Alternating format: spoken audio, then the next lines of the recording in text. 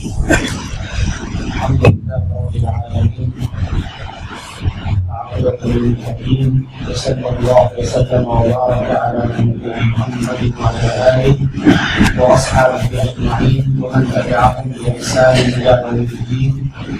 أما بعد فيقول الله تبارك وتعالى: يا أيها الذين آمنوا اتقوا الله وقولوا قولا سديدا.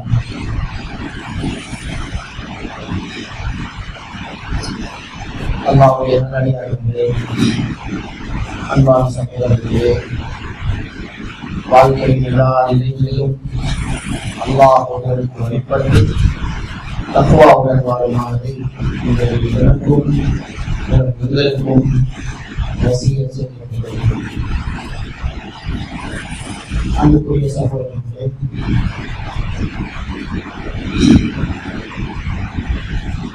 மனிதர்களாக இருக்கிற நாம்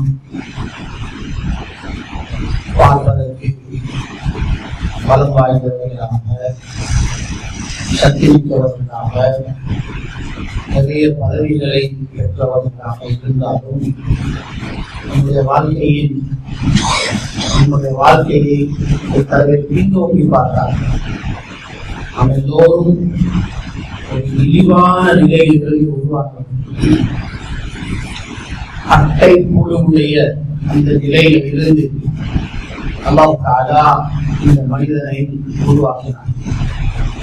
தாயுடைய வயிற்றில் மனிதனுடைய உடல் செய்யப்பட்டு அவர் உலகத்துக்கு வரும் பொழுது வல்லாஹு அஹ்ரஜகும் மின் புத்தூனி உம்மஹாதிக்கும் லா தஅலமூன ஷைஆ, எந்த அறிவும் இல்லாமல் அல்லாஹ் தஆலா உங்களுடைய தாய்மார்களின் வயிறுகளில் எழுந்து வெளியேற்றினார். பலகீனமான குழந்தைகள், நடக்க தெரியாது, பேச தெரியாது, எதையும் விளங்கிக் கொள்ளக்கூடிய சக்தி இல்லை. இப்படி ஒரு பலகீனமான நிலையில் வந்து கொஞ்சம் கொஞ்சமாக வளர்ந்து இப்பொழுது பெரியவர்களாகி பலசாலிகளாக மாறியிருக்கிறோம். நிறைய அறிவு நமக்கு இருக்கிறது, நமக்கு சமூகத்தில் அங்கீகாரம் இருக்கிறது, பல பதவிகளை நாம் வகிக்கிறோம். இதனுடைய முடிவை பார்த்தால் நம்முடைய முடிவும் பலகீனமான ஒரு நிலைதான். தற்காலிகமாக நாம் பலசாலிகளாக இருந்தாலும் வயது போக போக நாம் பலகீனத்தை நோக்கி செல்கிறோம். நம்முடைய அறிவு தேய்ந்து கொண்டு செல்கிறது. இறுதியில் நாம் இந்த பூமிக்கு மேலால் வாழ்வதற்கு உரிய தகுதியை இழந்து இங்கிருந்து சென்று விடுகிறோம், மரணித்து விடுகிறோம். மையத்தை இங்கு யாரும் வைத்துக் கொள்வதில்லை. பிறகு பூமியில் அடக்கம் செய்யப்பட்டு விடுகிறோம். மண்ணுக்கு இரையாக மனிதன் மாறிவிடுகிறான். இதுதான் மனிதனுடைய முடிவு. இந்த மனிதனுடைய வாழ்க்கையின் ஆரம்பத்தையும் அவருடைய முடிவையும் மனிதன் மறந்து விடும் பொழுது, சில பொழுது அவன் தன்னை பற்றி ஒரு தப்பான தோற்றத்தை அவனாகவே கற்பனை செய்து கொள்கிறான். தான் ஏதோ ஒரு பெரும் இடத்திலே இருப்பது போலும், தன்னை அழிப்பதற்கு, தன்னை வீழ்த்துவதற்கு யாராலும் முடியாது, நான் தான் எல்லாமே என்று சொல்லக்கூடிய ஒரு தவறான கற்பனை சில பொழுது இந்த வெளிப்படையான அவனுக்கு இருக்கக்கூடிய பணம், பதவி இவற்றை வைத்து வந்து விடுகிறது. இது முற்றி போகும் பொழுது நான் தான், எனக்கு எதுவும் முடியும் என்ற எண்ணம் அவனுக்குள் அது பெருமையாக மாறி முற்றி கொடும் பொழுது அவர் உலகத்திலே வாழ்ந்த கொடூரமான ஃபிரௌன், ஹாமான், காரூன் போன்ற மிக கொடிய மனிதர்கள், கொடியவர்களுக்கு, கெட்டவர்களுக்கு முன்னுதாரணமாக சொல்லப்படக்கூடியவர்கள், இவர்களை போல கெட்டவனாக மாறிவிடுகிறார். அன்பான சகோதரர்களே, மனிதனுக்கு அல்லாஹ் தஆலா அவருடைய ஆரம்பத்தை குர்ஆனில் பல இடங்களில் ஞாபகப்படுத்திக் கொண்டே இருக்கிறார். ஏனென்றால் மனிதனுக்கு இவ்வாறு ஏற்படக்கூடிய பல நோய்கள் இருக்கின்றன. அந்த நோய்களை விட்டும் அவன் தன்னை பாதுகாத்துக் கொள்ள வேண்டுமாக இருந்தால் அவனுடைய ஆரம்பம் என்ன என்பது அவனுக்கு எப்பொழுதும் நினைவில் இருக்க வேண்டும். ஷைத்தான் நமக்கு சில பதவிகளை தந்து வைத்திருக்கிறான். நம்முடைய நஃப்ஸ் சில அந்தஸ்துக்களை நமக்கு பொய்யான அந்தஸ்துக்களை தந்திருக்கிறது. நாம் நினைக்கிறோம் நான் இந்த குடும்பத்தில் பிறந்தவன், அதனால் அந்த குடும்பத்தில் பிறந்தவனை விடவும் எனக்கு ஒரு மரியாதை இருக்கிறது, எனக்கு ஒரு அந்தஸ்து இருக்கிறது. நான் இந்த நாட்டில் பிறந்தவன், அந்த நாட்டில் பிறந்தவரை விடவும் இந்த நாட்டில் பிறந்தவருக்கு ஒரு மரியாதை இருக்கிறது. நான் இந்த ஊரில் பிறந்தவர், அவர் மாத்தரையில் பிறந்தவர், நான் காலியில் பிறந்தவர், அதனால் எனக்கு ஒரு அந்தஸ்து கூடுதலாக இருக்கிறது அவரை விடவும். இப்படி நம்முடைய நஃப்ஸ் ஷைத்தான் நமக்கு சில அந்தஸ்துக்களை தந்து வைத்திருக்கிறது. அதை நாம் நம்பி இருக்கிறோம். அவர் வெளியூரில் பிறந்தவர், நான் கொழும்பில் பிறந்தவன், அதனால் எனக்கு ஒரு மதிப்பு இருக்கிறது. கொழும்பில் நான் 6 வாழ்கிறேன், அவர் 15 வாழ்கிறார், அதனால் எனக்கு ஒரு மதிப்பு இருக்கிறது என்று நாமே ஒரு அந்தஸ்தை மரியாதையை கற்பனை செய்து கொண்டு நாமே அதை நம்பிக்கொள்வோம். மண் யாரையும் உயர்த்துவதில்லை. மண்ணுக்கு மேலே இருக்கிற எதுவும் யாருக்கும் அந்தஸ்தை உயர்வை தருவதில்லை. அங்கு பிறந்ததனால் அந்தஸ்து குறைந்துவிடும், இங்கு பிறந்ததனால் அந்தஸ்து கூடிவிடும். அங்கே வாழ்கிறவர்கள் குறைந்தவர்கள், இங்கே வாழ்கிறவர்கள் அவர்கள் உண்மையை பெற்றவர்கள், இப்படி எதுவும் கிடையாது. நாமே உருவாக்கி நாமே அதை நம்பி அதற்கேற்ற விதத்தில் நம்முடைய வார்த்தைகளையும் நம்முடைய செயல்பாடுகளையும் அமைத்துக் கொள்கிறோம். இதைத்தான் மார்க்கம் பெருமை என்று சொல்கிறது. அவரை விட நான் சிறந்தவன் என்ற நோய் மிக பயங்கரமான நோய். இப்லீஸை அல்லாஹ் தஆலா சையதுனா ஆதம் அலைஹிஸ்ஸலாம் அவர்களை படைத்து எல்லா மலக்குகளும் அவர்களுக்கு சுஜூது செய்ய வேண்டும் என்று கட்டளையிட்ட போது இப்லீஸ் மறுத்துவிட்டார். இப்லீஸ் சொன்னான், அன கைரும் மின், நான் ஏன் சஜ்தா செய்ய வேண்டும் இவருக்கு, நான் இவரை விடவும் சிறந்தவன்.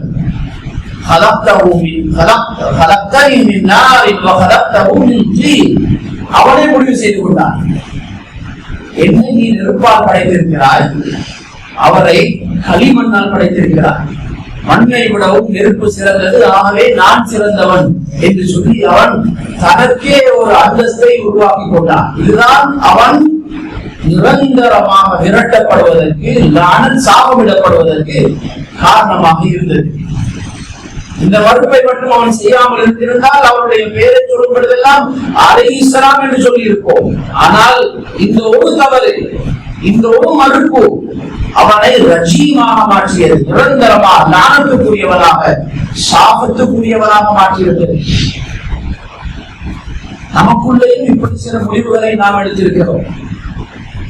நாம் எல்லோரும் படைப்பில் சமமானவர்கள், எல்லோரும் மண்ணால் படைக்கப்பட்டவர்கள். ஆனால் அந்த மண்ணுக்குள் எத்தனையோ வித்தியாசங்களை நாம் ஏற்படுத்திக் கொண்டோம். அன்பான சகோதரர்களே, இது பயங்கரமான நோய். சொல்ல போனால் பல நோய்களுடைய வேறாக இருக்கிறது இந்த நோய் தான். இந்த நோய் வந்துவிட்டால் பெருமை வந்துவிடும், பொறாமை வந்துவிடும்.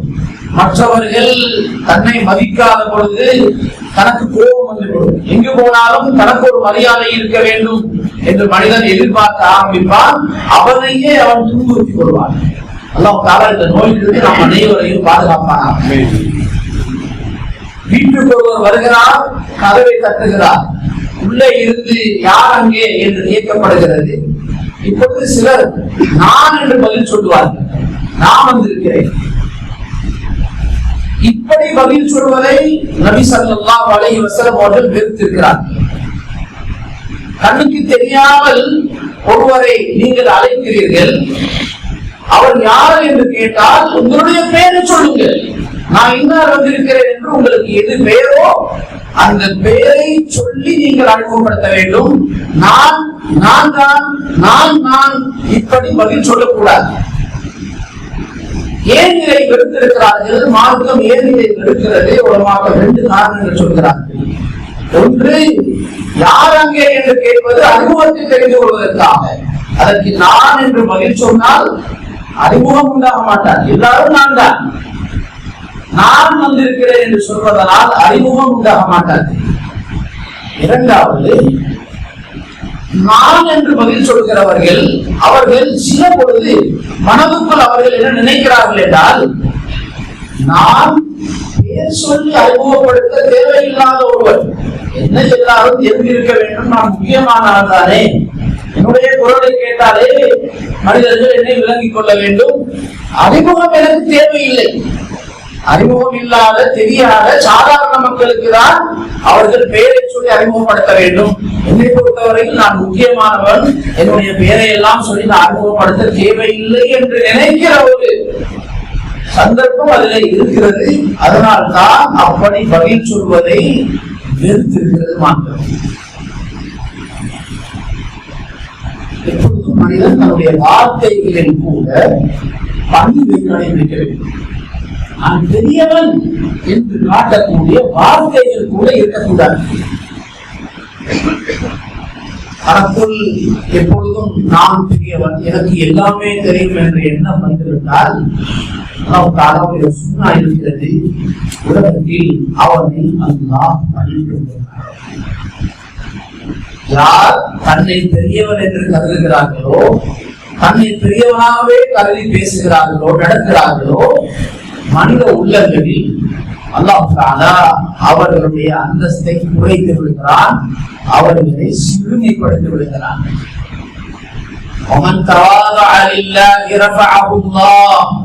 அல்லாஹ்வுக்காக யார் பணிந்து நடப்பார்களோ, பணிந்து பேசுகிறார், பணிந்து என்றால் பணிவாக பேசுகிறார், பெருமை இல்லாமல் நடக்கிறார்கள், அல்லாஹ் தஆலா அவர்களை உயர்த்தி விடுகிறார்.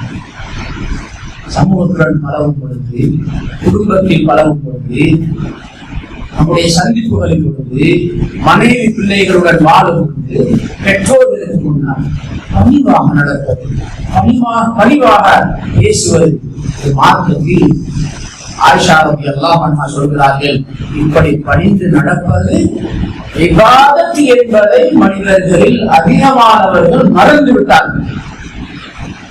மார்க்கத்தில் இவர்கள் இபாதத் என்பதை அதிகமானவர்கள் மறந்திருக்கிறார்கள் என்று சொல்கிறார்கள். அன்பான சகோதரர்களே, எப்பொழுதும் நம்முடைய வாழ்க்கையில் பெருமை இருக்கக்கூடாது, பணிவு. ஹசன் பஸ்ரி ரஹ்மத்துல்லாஹி அலைஹி அவர்களிடத்தில் பணிவு என்றால் என்ன என்று கேட்டார்கள்.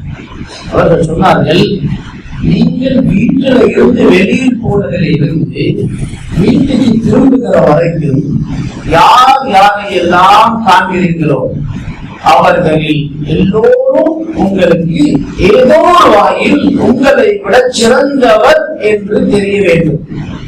யாரை கண்டால் இவரை விட நான் சிறந்தவன், இவர் தாழ்ந்தவர் என்ற எண்ணம் வரக்கூடாது. யாரை கண்டாலும் ஏதோ ஒரு வகையில் அவர் உங்களை விட சிறந்தவர் என்ற எண்ணத்துடன் நீங்கள் வீட்டுக்கு வந்து சேர வேண்டும். இதுதான் பணிவு என்று சொன்னார். எந்த மனிதனை கண்டாலும் சரி, ஏதோ ஒரு வகையில் இவர் என்னை விட சிறந்தவராக இருப்பார். சிறந்தவராக இருப்பதற்கு நிறைய சிபாத்துகள், அமால்கள் இருக்கின்றன. ஏதோ ஒரு வகையில் அவர் என்னை விட சிறந்தவர், இந்த நம்பிக்கையுடனே திரும்பி வர வேண்டும். இப்படி வந்தால் உங்களுக்கு பணிவு இருக்கிறது. யஹ்யா இப்னு கதீர் ரஹ்மத்துல்லாஹி அலைஹி அவர்கள் சொல்கிறார்கள், பணிவுடைய அடிப்படைகள் 3 இருக்கின்றன. ஒன்று,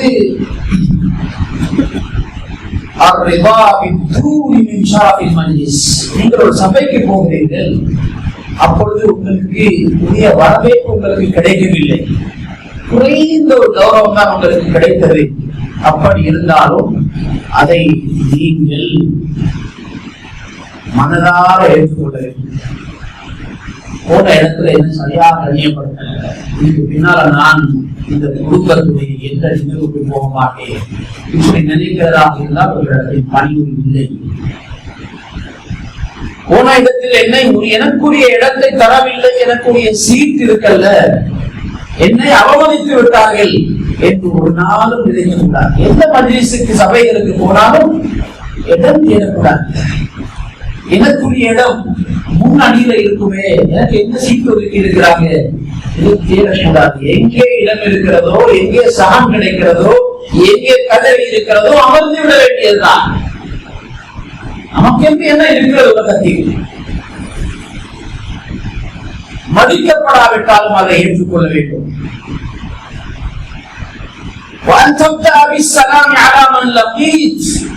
யாரை நீங்கள் சந்திக்கிறீர்களோ அவர்களுக்கு நீங்களே முந்திக்கொண்டு முதலில் சலாம் சொல்ல வேண்டும்.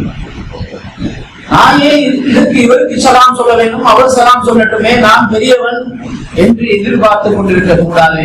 நீங்கள் யாரை சந்திக்கிறீர்களோ அவர்களுக்கு நீங்கள் முதலில் சலாம் சொல்லுங்கள்.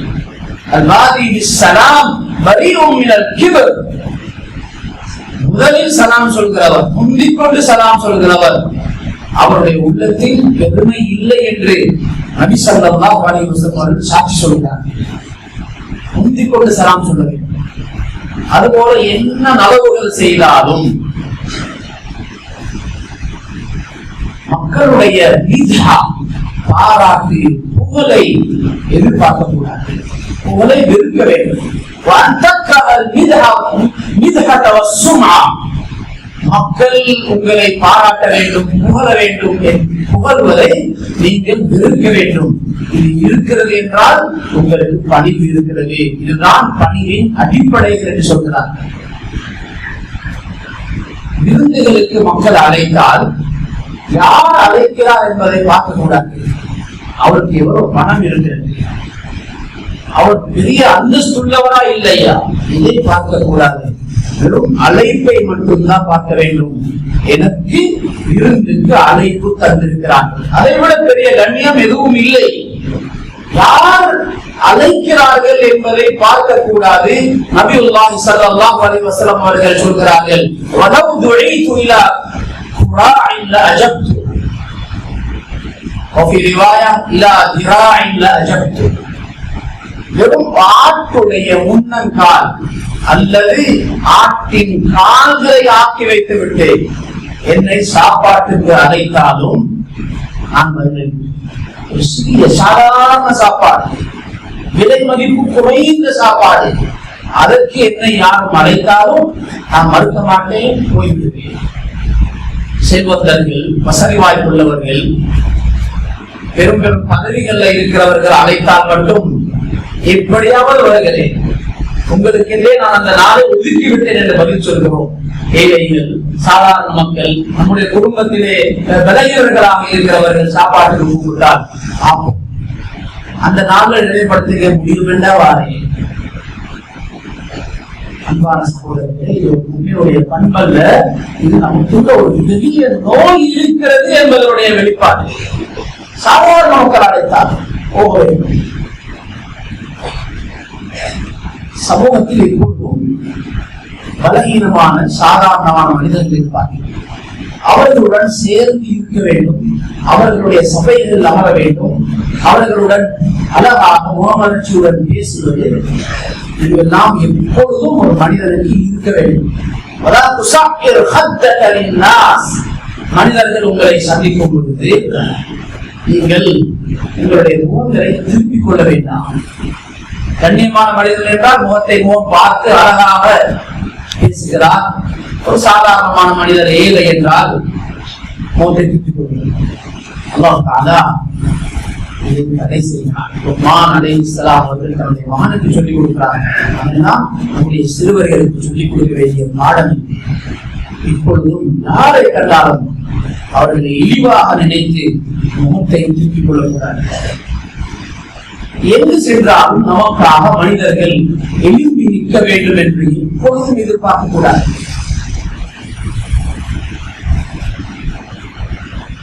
அந்தஸ்து பதவிகள் வரும்பொழுது இந்த நோய் மனிதனுக்கு வந்து நாம் போகும்பொழுது அந்த 4 பேரை எதிர்க்க வேண்டும். நான் நடந்து செல்லும் பொழுது எனக்கு பின்னால் 2 பேர்கள் எப்பொழுதும் நடந்து வர வேண்டும் என்று எதிர்பார்க்கிறேன். அனஸ் ரலியல்லாஹு அன்ஹு சொல்கிறார்கள், லம் யகுன் அஹதுன் அஹப்ப இலைனா மின் ரசூலில்லாஹ் ஸல்லல்லாஹு அலைஹி வஸல்லம். அல்லாஹ்வுடைய ரசூல் ஸல்லல்லாஹு அலைஹி வஸல்லம் அவர்களிடம் எங்களுக்கு அன்புக்குரியவர்கள் என்று உலகத்தில் யாரும் இருக்கவில்லை. ஆனாலும் கூட நாங்கள் ஒரு இடத்திலே அமர்ந்திருக்கும் பொழுது அவர்கள் வந்தால் அவர்களுக்காக நாம் எழுந்து நிற்க மாட்டோம். ஏன் எழுந்து நிற்க மாட்டோம்? நமக்கு தெரியும் அவர்களுக்காக எழுந்து நிற்பதை அவர்கள் வெறுக்கிறார்கள். எழுந்து நின்றால் அவர்களுக்கு வெறுப்பு வந்துவிடும், அது நமக்கு தெரியும். அதனால் நாம் அவர்களுக்காக எழுந்துகிற வழக்கம் உள்ளவர்களாக இருக்கவில்லை. அவர்கள் தான் செய்து வளரி ஆதம், மனிதர்களுக்கெல்லாம் தலைவர். அவர்களே தனக்காக எழுப்புவதை எதிர்த்தார்கள் என்றால் நமக்காக எழுப்புவதற்கு நம்ம என்ன இருக்கிறது? எங்கு போனாலும் எழுதி வர வேண்டும், நாம் திரும்பி வரும் பொழுது 4 பேர் வந்து நம்மை வழியனுப்ப வேண்டும் என்ற எதிர்பார்ப்போம். எதை வைத்து நாம் இதை எதிர்பார்க்கிறோம்? நபியுல்லாஹி ஸல்லல்லாஹு அலைஹி வஸல்லம் அவர்களை பற்றி சொல்கிறார்கள், அவர்கள் நடந்து போகும் பொழுது பின்னால் ஒருவர் இருவர் நடந்து செல்வதை அனுமதிக்க மாட்டார். யாரும் பின்னால் வரக்கூடாது, தலைமையில் செல்வார்.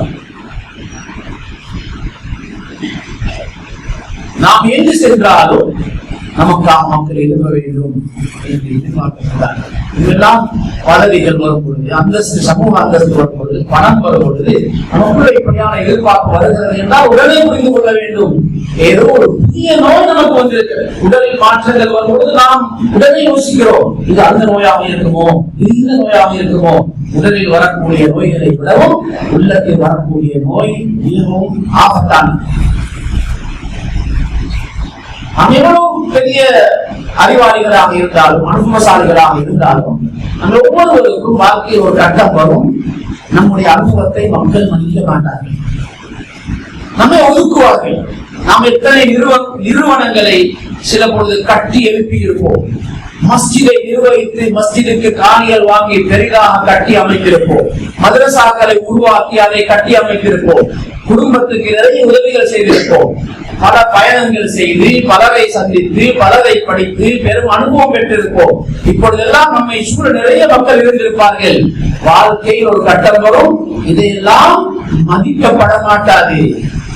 புதியவர்கள் வருவார்கள் நம்முடைய இடங்களுக்கு, அவர்கள் நம்மை பார்த்து சொல்லுவார்கள், பாவம் இருக்கட்டும், வயசை கொண்டு விளக்குறது இல்லை, நாம் செய்த எதையுமே கற்றுக்கொள்ள மாட்டார்கள். இப்படியான கட்டம் வாழ்க்கையில் வரும் பொழுது அதையெல்லாம் ஏற்றுக்கொள்வதற்கு நம்முடைய மனசுகளை நாம் செய்து கொள்ள வேண்டும். அப்பொழுது போய் எங்கு போனாலும் குறை சொல்லிக் கொண்டு இந்த புதியவர்களுக்கு எல்லாம் நம்முடைய பெருமதி தெரியாது, ஒரு காலத்துல நாம் எங்க செஞ்சிருக்கிறோம், அது செஞ்சிருக்கிறோம், இது உருவானதுக்கு நான் தான் காரணம், நாம் போய் பேசல என்றிருந்தால் அப்படி இருந்திருக்கிறோம், இப்படி இருந்திருக்கும். இந்த பேச்சை நமக்கு தேவையில்லை, நம்முடைய அல்லாஹ்வுக்கு தெரிந்தால் போதும்.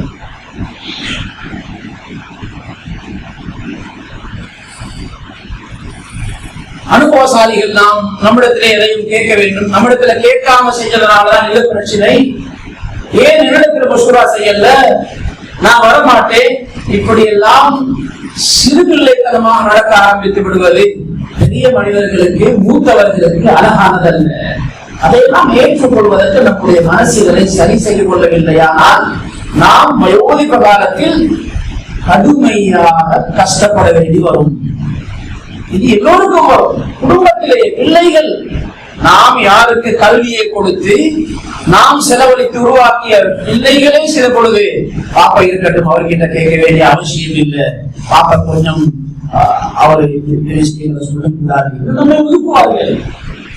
இதெல்லாம் ஒத்துக்கொள்ள வேண்டும். அன்சாரிகளை பார்த்து நபி ஸல்லல்லாஹு அலைஹி வஸல்லம் அவர்கள் சொல்றாங்க, இன்னக்கும் சதல்கௌன பஅதி அஸரா, என்னுடைய மரணத்துக்கு பின்னால் உங்களுக்கு ஒரு காலம் வரும், அந்த காலத்துல உங்களை விட்டு யார் யாரையோ பல விஷயங்களுக்கு உட்படுத்துவார்கள், அதையெல்லாம் நீங்கள் பார்ப்பீர்கள்.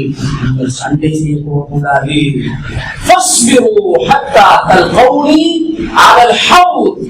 பொறுமையாக மரணம் வரைக்கும் பொறுமையாக இருந்து கொள்ளுங்கள். ஹவுதுக்கு நீங்கள் வந்து ஹவுதுல் கௌதரில் நீங்கள் என்னை சந்திப்பீர்கள், அது வரைக்கும் நீங்கள் பொறுமையாக இருந்து கொள்ளுங்கள்.